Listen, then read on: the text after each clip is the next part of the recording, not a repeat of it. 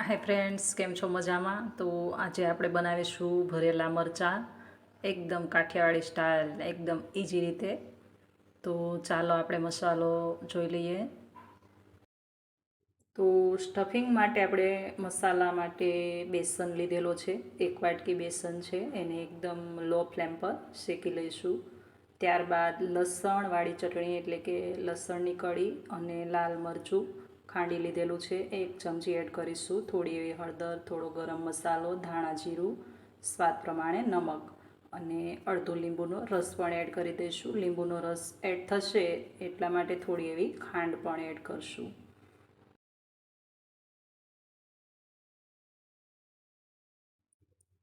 ઉપરથી લીલા ધાણા અને થોડી એવી હિંગ એ પણ એડ કરી દઈશું. અહીંયા તમે આ ટાઈમ પર અજમો પણ એડ કરી શકો, મેં એડ નથી કર્યો. અને વ્હાઇટનિંગ માટે આપણે ઓઇલ લઈશું. જે આપણું આ મટીરિયલ એકદમ સૂકું સૂકું લાગે છે, તો એના માટે આપણે ઓઇલ લઈશું. જેટલું જરૂર પડે એટલું ઓઇલ અહીંયા લઈ લઈશું. અને આ મસાલો એકદમ જ સરસ રીતે સ્ટફિંગ થઈ જાય એ રીતે તૈયાર કરી લઈશું. તો જોઈ શકો છો, અહીંયા મેં જરૂર પ્રમાણે તેલ એડ કર્યું છે. જે પણ તેલ તમે ખાતા હોય એ તેલ એડ કરવાનું છે અને સ્ટફિંગ તૈયાર કરવાનું છે. આ રીતે એકદમ સરસ રીતે મિક્સ કરતા જઈશું અને સ્ટફિંગ તૈયાર કરી લઈશું.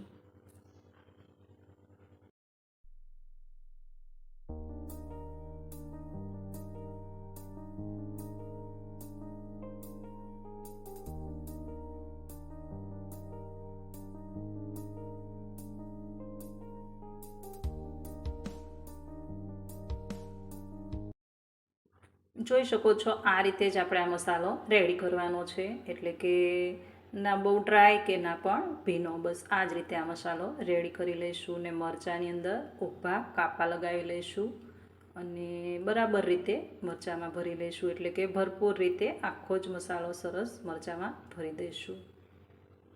આવી રીતે બધા જ મરચાં તૈયાર કરી લઈશું. જોઈ શકો છો, એકદમ ભરપૂર રીતે મસાલો મરચાંની અંદર એડ થયો છે. બસ આ રીતે જ મરચાં ભરી લેવાના છે. હવે આ મરચાં તળવા માટે એકદમ જ રેડી છે. તો એક પેનમાં થોડું એવું તેલ મૂકી દઈશું અને થોડું એવું 1 ચમચી જીરું, હિંગ, હળદર અને જે ડ્રાય મેથી આવે છે એને શેકી અને અધકચરો જે પાવડર બનાવેલો છે એ એડ કરી દઈશું. અને પછી આ મરચાંમાં બધા જ આ રીતે ગોઠવી દઈશું. જોઈ શકો છો તમે, આ જ રીતે મરચાંને આ પેનની અંદર આપણે એડ કરી દઈશું.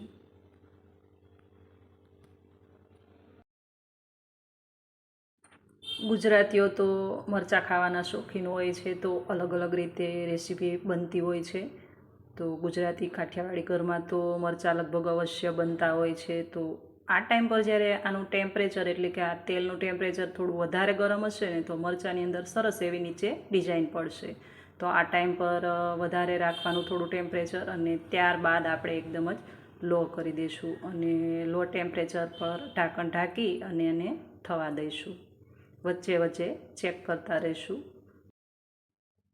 થોડી વાર પછી જ્યારે ચેક કરો ત્યારે આ રીતે ચલાવી લેવું, એટલે કે મરચાં થોડા દાજે પણ નહીં અને એકદમ સરસ રીતે ચડી જાય.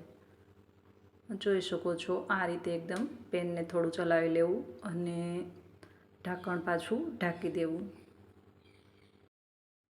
હવે સ્ટાર્ટિંગમાં જ્યારે મરચાં તેલની અંદર પડે છે ત્યારે જે ટેમ્પરેચર મેં હાઈ રાખવાની વાત કરી છે, તો હાઈ ટેમ્પરેચર એટલા માટે કે જોઈ શકો છો આ રીતની નીચે એકદમ સરસ ડિઝાઇન બનશે અને ઉપરથી એકદમ સરસ શેકાઈ જશે. એટલા માટે થોડી વાર માટે હાઈ ટેમ્પરેચર, બાદમાં આપણે લો ટેમ્પરેચર પર પૂરી પ્રોસેસ કરીશું. અને અહીંયા આ એક અલગ ઇન્ગ્રીડિયન્ટ્સ ઉમેરી રહી છું, એટલે કે ખાટી છાશ, જે આમાં મેં 5 ચમચી એડ કરેલી છે. તો આ છાશ એડ કરી અને ત્યારબાદ થોડી વાર માટે ઢાંકણ ઢાંકી અને થવા દઈશું. એકવાર આ રેસીપી મારી રીતથી બનાવીને જોજો, એકદમ જ અલગ જ ટેસ્ટ મળશે. તો મિત્રો, લગભગ બધાના ઘરમાં જ આ રેસીપી બનતી હોય છે. ફર્ક થોડો થોડો હોય છે. એટલે કે મેં જે આમાં લસણવાળી ચટણી એડ કરી છે એ ઘણા લોકો એડ નથી કરતા, કારણ કે મરચું ઓલરેડી સ્પાઇસી હોય છે. પણ ટેસ્ટ એકદમ એડજસ્ટ થઈ જાય છે, એટલા માટે અહીંયા મેં લસણવાળી ચટણી પણ એડ કરી છે. એકવાર આ રીતથી આ રેસીપી બનાવીને ટ્રાય કરજો. સરસ એવું મસ્ત રેસીપી બનીને તૈયાર થશે. ને પછી મને કોમેન્ટ બોક્સમાં જરૂરથી જણાવજો કે કેવી બની એ રેસીપી. તો તૈયાર છે આપણા કાઠિયાવાડી ભરેલા મરચાં.